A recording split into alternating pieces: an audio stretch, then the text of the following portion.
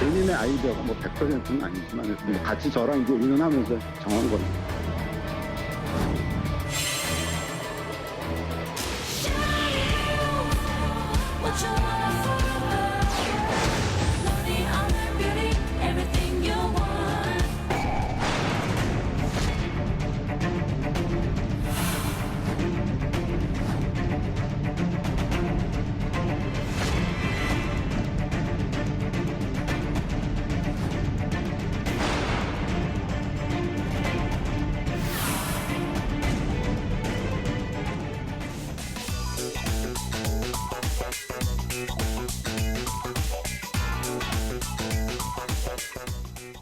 김성환 평론가 양지열 변호사 자리했습니다. 오늘 첫 번째 주제 보겠습니다. 나경원 원내대표 아들이 서울대 한 연구에서 일저자가 된 부분, 조국 장관의 딸이 단국대 논문에서 일저자가 된 부분, 뭐가 다르고 뭐가 같은가 지금부터 하나씩 따져보겠습니다. 서울대 연구물에 일저자가 됐어요. 네. 논문은 아니다라는 게 이제 나경원 원내대표 측의 입장이고요. 네. 좀 이따 좀 다시 한번 따져볼 부분인 것 같고요. 이게 2014년 일입니다. 나경원 원내대표의 아들이 미국의 사립고등학교를 다니고 있었거든요. 근데 그 아들이 여름에 이제 서울대 의대에서 인턴 생활을 하게 됩니다. 그리고 이제 지금 문제의 포스터라고 하는 연구 성과물을 내게 되고 거기에 이제 제1저자로 등록이 되는데요. 한 장짜리입니다. 네. 그 과정에서 서울대 같이 동기생인 서울대 의대 교수한테 나경원 원내대표가 우리 아들이 서울대 의대 연구시설, 실험시설이라든가 이런 것들을 좀 이용할 수 있도록 해달라. 네. 그리고 나경원 원내대표가 해명 자료를 내는 걸 봐도 지도할 수 있는 교수가 필요했다. 이렇게 두 가지 점을 얘기하고 있습니다. 네. 그 교수는 나경원 원내대표가 그때 전화했다. 이런저런 걸 부탁했다라고 인정을 했어요. 네, 인정을 했습니다. 그 부분은 뭐 인정을 했고, 당시에 이제 나경원 원내대표의 아들이 미국에 있는 뉴햄피셔라고 하는 것을 사립, 우리로 치면 명문 고등학교라고 하기에는 네. 뭐 1년 학비만 지난해 기준으로 한 7천만 원 가량 되는 곳의 학비였고, 그 같은 고등학교인데요? 예, 고등학교. 예. 근데 같은 지역에 있는 데서 이제 과학 경진대회 같은 걸 주최하는데 그 경진대회에 참여하기 위해서는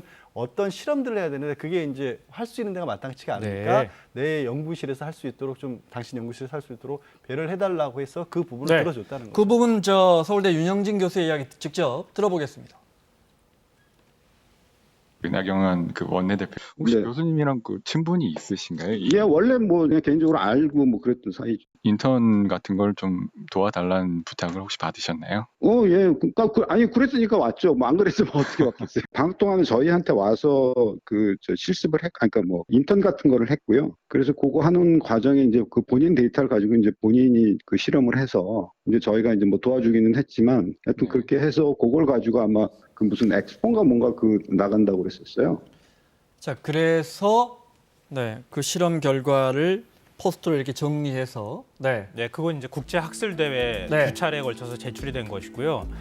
지금 그 과학 경진 대회, 그 학술 대회가 2년에 걸쳐서 두 차례 열린 건데 그 사이에 그러니까 2015년 3월에 과학 경진 대회에 똑같은 연구 과제물, 연구 성과를 제출을 해서 거기에서 전체에서는 준우승, 그리고 엔지니어링 부분에서는 1등을 하는 거죠. 뭐 간단하게 어떤 내용입니까 이게?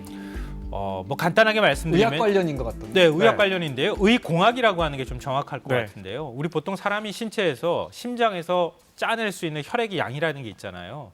근데 겉에서는 그건 양이 얼마 되는지 모르는 거니까 그 양을 측정할 수 있는 방식인데 그 양을 보통 측정하기 위해서는 굉장히 고가의 기기를 통해서 측정을 하거든요. 근데 지금 이번에 연구 성과물은 간편하게 자가 방식으로 그 심장 혈액이 분출되는 양을 측정할 수 있는 그러니까 그런 장치라고 생각하시면 되겠습니다. 자, 조국 장관의 딸의 단국대 의대 논문, 그 논문입니다. 논문도 고등학생이 어떻게 저런 걸 작성할 수 있느냐가 이제 의혹 발단의 시작이었는데, 그래서 이 문제 역시 그 해당 교수에게 물어봤습니다. 이렇게 어려운 걸 할 수 있겠느냐? 들어보시죠. 어려운 실험 같던데. 그렇게 어려운 실험은 아닙니다. 그러니까 제1저자라는 게 이제 그거를 주도적으로 했다는 의미잖아요. 논문을 읽어보셨는지 모르겠는데 한 사람 데이터잖아요. 본인입니다. 네. 데이터 분석하는 거 옆에서 하나하나 다 이제 지도를 해주면 그게 얼마든지 가능한 거고, 그러니까 어차피 그게 고등학생이 이해할 수 있는 수준은 아니라서, 그러니까 본인이 알고서 그걸 한 거는 아닌 건 확실하죠. 그렇지만 저희가 이제 아이디어를 주고 그렇게 해서 이제 같이 해서 그거를 해서 본인이 쓰고 다 한 겁니다. 본인의 아이디어가 뭐 100%는 아니지만 뭐 네네. 같이 저랑 이제 의논하면서 이거 해볼래 저거 해볼래 해가면서 이제 정한 거니까. 아, 좀 애매합니다. 네. 그러니까 그 데이터를 직접 본인이 한 거예요, 분석을. 근데 그것을 본인이 알고서 그걸 한 건 아닌 것 같은데 저희가 아이디어를 주면서 서로 논의하면서 또 직접 열심히 했다 이런 거예요. 참 그러니까 사실 애매합니다. 예, 저 UMF 시절 과학경진대회라는 곳에 이 지도 요강, 그러니까 응모 요강 같은 걸 제가 좀 오는 길에 살펴봤어요. 그랬더니 거기에 이제 어떤 뭘 밝히기 위해서 어떤 실험을 할 것인지 계획서도 되고 또 지도하는 과정에서 그러니까 연구 노트 같은 것도 작성을 해야 되는데 네. 거기에 이제 또 이런 부분도 있어요. 그러면 선생님은 어떤 식으로 학생을 도와줘야 하는가까지도 들어가 있어요.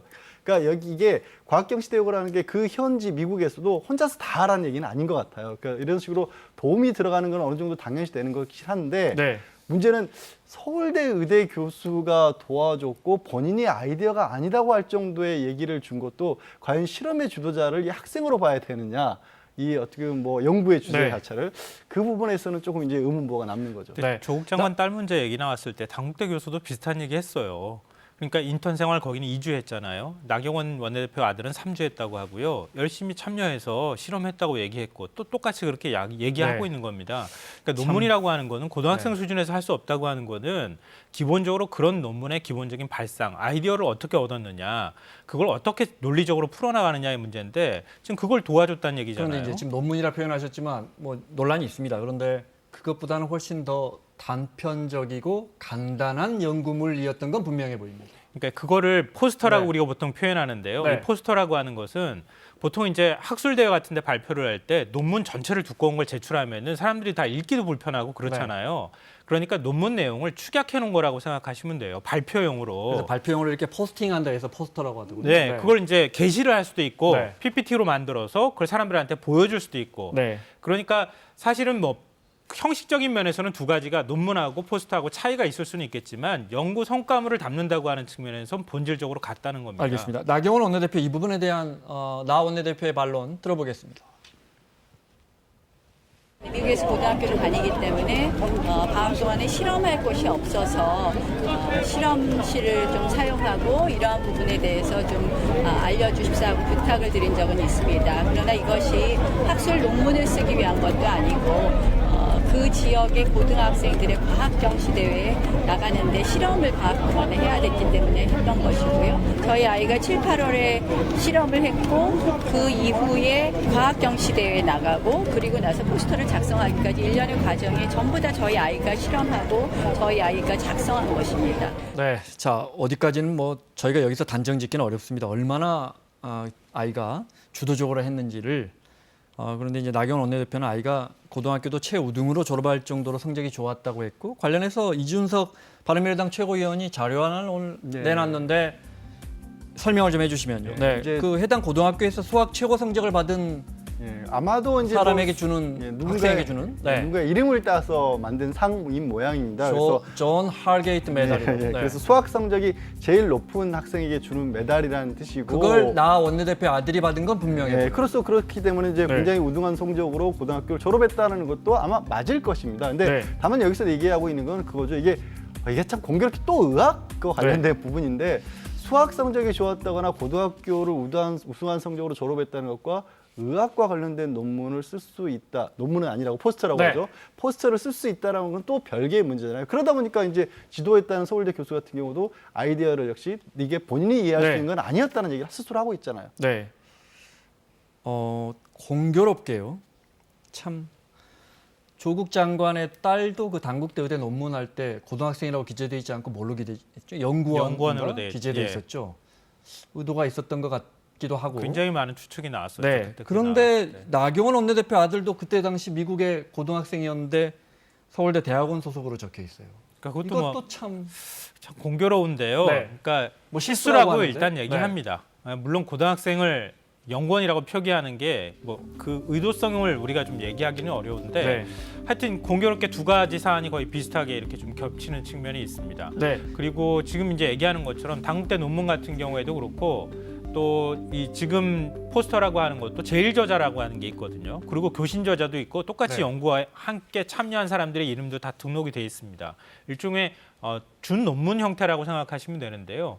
그러니까 그렇기 때문에 학술 대회 발표할 때 뭐 제일 저자다 뭐다 이렇게 다 표기가 된다는 거예요. 네. 거기도 똑같이 그렇게 제일 저자로 표기가 돼 있다는 겁니다. 근데 자, 저희가 시간이 별로 없어서. 네. 예, 참 공교롭게 고등학생이 참가하는 과학경진대회는 고등학생으로 돼 있고 국제학술대회는 또 서울대 대학원으로 돼 있다는 것도 네. 참 공교롭습니다. 하여튼 뭐 나 원내대표 측은 실수다 이런 입장입니다.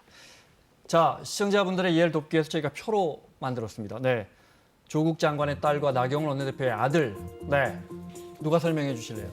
김선 평론가가 해주실래요? 네. 제목은 제가 읽기도 어려울 만큼 이렇게 어렵습니다. 네. 논문은 SCI 학회지 논문. 그러니까 보통 우리가 논문을 쓸 때 SCI급이라고 합니다. SCI에 등재된 논문은 좀 인정이 된다. 네. 공식 네, 맞습니다. 논문이다. 뭐 이렇게 인정하시면 될 것 같고, 나 의원 측은 논문이 아니고 말씀드린 것처럼 포스터다. 네, 연구 과제 중에 논문보다 훨씬 간단한 거다라는 주장이고, 누가 도와줬느냐? 뭐 아시는 것처럼 관련성이 중요한데 나경원 원내대표는 서울대 82학번 동기인 서울대 의공학과 교수에게 전화를 했고, 조 후보자 딸 논문을 지도했던 장영표 교수는 그 장 교수의 딸이 한영외고에 다니면서 장 교수의 아들이 한영외고에 다니면서 아마 학부모끼리 알지 않았나 싶고, 네.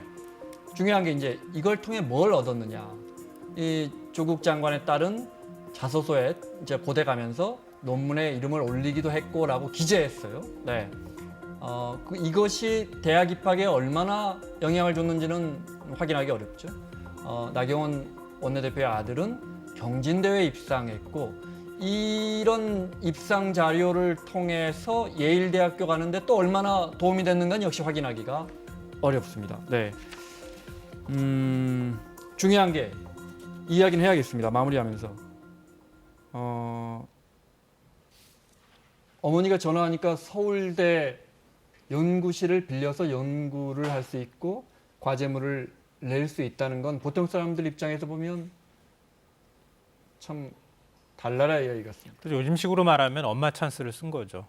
그러니까 똑같이 이제 그런 식으로밖에 볼 수가 없다. 이런 점에서는 뭐 네. 지금 조국 조국 장관과 그 관련돼 부분에 있는 대해서 또 국민들이 가장 실망한 부분 아닙니까? 조국 그렇죠. 장관의 딸에 대해서. 그러니까 최근에 네. 이제 많이 얘기 나오는 게 우리 사회에 우리는 못 느꼈지만 계급이라는 게 엄존하고 있었다. 네. 그걸 다시 한번 확인했다고 하는 것이고요. 이번 사건에 있어서 가장 많이 주목할 부분은 네. 그러니까 조국 장관 딸 문제는 네. 서울대 교수 시절에 있었던 거예요. 근데 지금 나경원 원내대표 아들 자, 지금 문제는 나오는 그림 제가 잠깐 설명드리면 이제 국민들이 나도 그러면 연구실 좀 빌려주세요. 뭐 애들과 추석기념 송편을 실험실에서 만들고 싶습니다. 미국 교민들도 많이 저런 걸 하고 있다면서요? 네, 말씀 계속하시면. 네. 그러니까 저런 이제 반발이 나오는 것도 바로 그런 점인데요. 국회의원, 선출직 국회의원으로 있을 때 서울대 교수한테 부탁을 했다는 겁니다. 이게 이제 제 말이 아니라 우종학 네. 서울대 물리천문학부 교수가 지적한 부분이에요. 그러니까 두 사안을 비교를 했을 때 선출직으로 있을 때 부탁한 것이 네. 훨씬 더 문제가 있다 이렇게 지적을 하고 있습니다. 알겠습니다. 여야, 뭐 진보 보수, 뭐 법리나 뭐 논문이다 아니다 이걸 떠나서 국민들 입장에서는 이 두 가지 사안이 어떻게 보면 진보와 보수를 상징하는 정치인들, 공교롭게 너무 똑같은 일이 벌어졌어. 그렇죠. 거기에서 오는 상실감이라는 뭐 50% 부분들. 100% 차이는 있겠지만. 그렇죠. 그리고 거기서 구체적인 여부를 떠나서 그렇다면 왜 그런 일이 있을 수밖에 없었느냐. 그리고 그런 일을 없애기 위해서는 이 시끄러운 논란이 어떤 식으로 정리가 돼야 될 것이냐. 어디를 향해서 나아가야 될 것이냐. 네. 라는 쪽의 어떤 비전이라고 할까. 이런 것들이 꼭 필요한 상황이죠. 근데 저는 이 말씀은 꼭 드리고 싶은데요. 정치권에서 서로 양쪽을 향해서 비난하고 있는데요. 나의 자녀는 완벽하고 괜찮고 남의 자녀는 어떻게 해도 괜찮다라는 사고방식으로 좀 접근하지 않았으면 좋겠다. 네. 똑같이 귀중한 자식들입니다. 누구는 굉장히 공부를 못했는데 엄청난 특혜를 주고 누구는 공부를 잘했는데 괜찮고 이런 거 별로 의미 없는 논쟁이다. 네.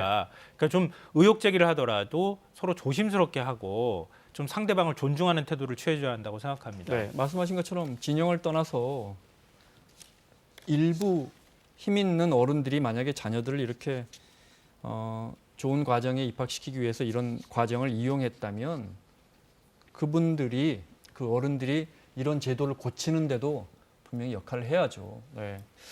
자, 양지열 변호사, 김성환 평론가 함께하고 있습니다. 오늘 두 번째 주제 보겠습니다.